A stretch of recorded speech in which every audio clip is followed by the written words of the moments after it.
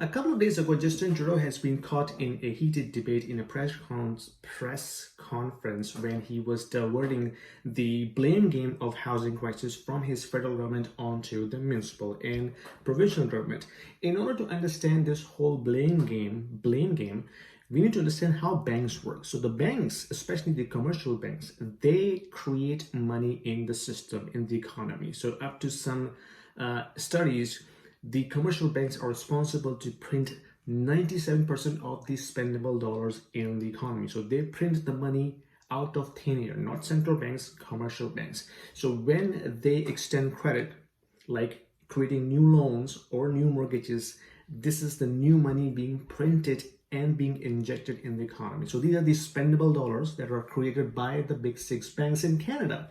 And if you look at their market share in terms of the residential mortgages, they control, the six big banks in Canada control up to 80% of the market share when it comes to residential housing mortgages. So when you see the big six, when you see these big six banks controlling the entire residential market when it comes to mortgage applications, you know they are part of the problem. So if I'm asked to create a list of the culprits in Canada responsible for housing crisis, I will put banks on the top. And then the second number goes to the federal government because they are the one accelerated the immigration policy. We had immigration for the last 20 years, right? It was 400,000 people more or less every year. They accelerated this target threefold last year, and this is going to be a repeated year this year as well. So when you accelerate the immigration, where are you going to keep these people? You don't have infrastructure, you don't have housing, you don't have healthcare system and education system to cope this kind of volume. So when it comes to put down the second number in terms of the culprit, I'll put federal government on number 2. Number 3 goes to our municipal and the provincial government because they are responsible to approving residential projects. So to some estimates, it takes up to 6 years to approve and complete a pre-construction residential project like a condo. So from design to getting permits and approvals and surveys and all of that and getting funding approved all the way to completion, it takes up to 6 years easily. So there are so many gatekeepers, so bureaucratic process where it is adding unnecessary delay and the cost.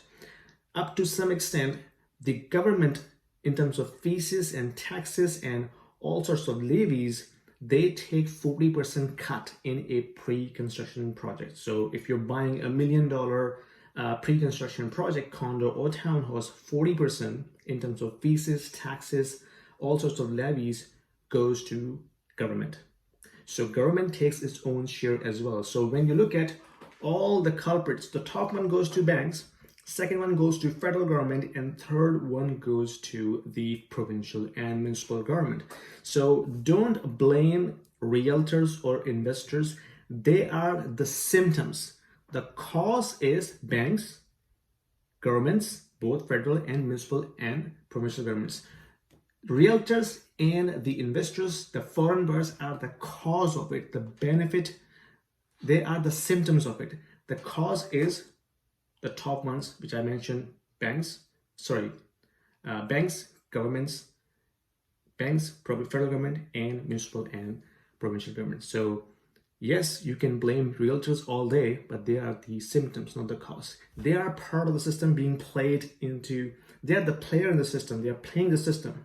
But the eventual people who are controlling the system is banks. But eventually the people who are controlling the system from the top is banks, federal government, municipal, and provincial governments. I hope this is helpful. Let me know what you think and put your comments down below and subscribe, and I'll see you next. Anyway, let me know what you think. Put your comments down below and I'll see you in my next video. And don't forget to subscribe.